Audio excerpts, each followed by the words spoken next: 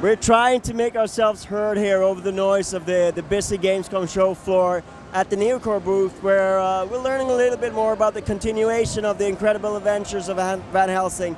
Third game, what's new and what's different here?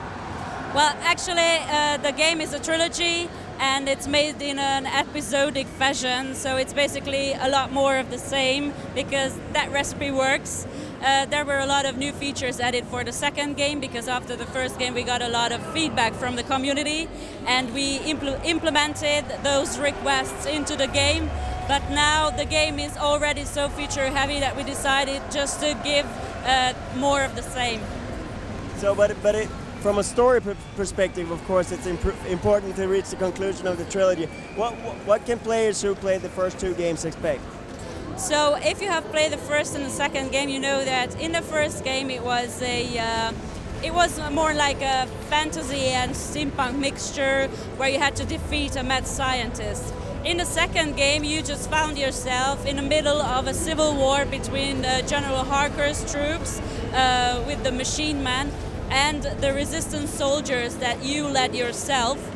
And at the end of the second game, you won the civil war with the resistance soldiers. So the whole second game is a lot more steampunk-like.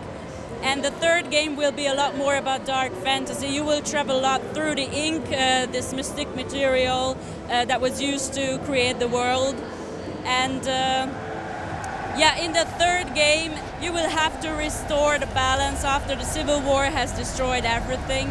And you also have to chase down that bad guy who said that he was your friend in the second game, but he turned out to be a bad guy at the end of the game. And now in the third game, your other objective is to track him down and to defeat him. Right. So you briefly touched there on ink. Is that something that has a gameplay significance, or is it a storytelling thing, or what's?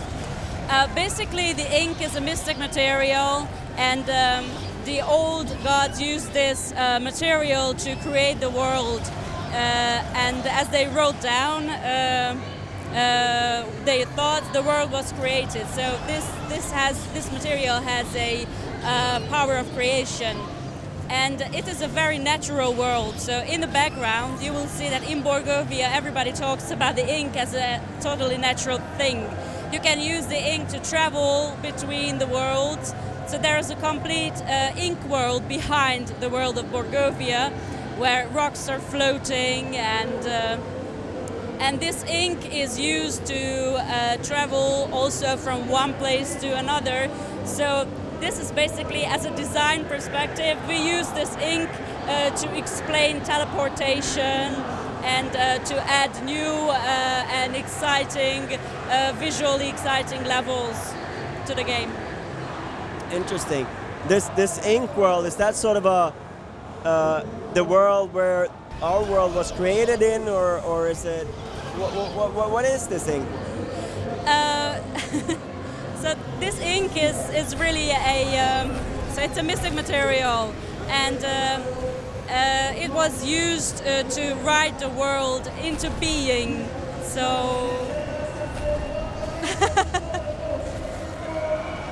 So you're still targeting Steam and the same platforms with this one, I suppose? You're still targeting Steam and the same platforms as the previous game? Yes, the game will be PC only and Mac on release, so for Steam. But yeah, we still want to do that for consoles in the future too.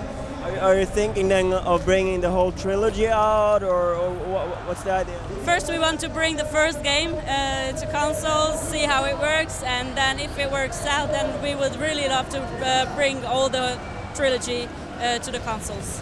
And when is Van Helsing 3 launching? Next year, first half of next year. Thank you so much for your time. Thank you.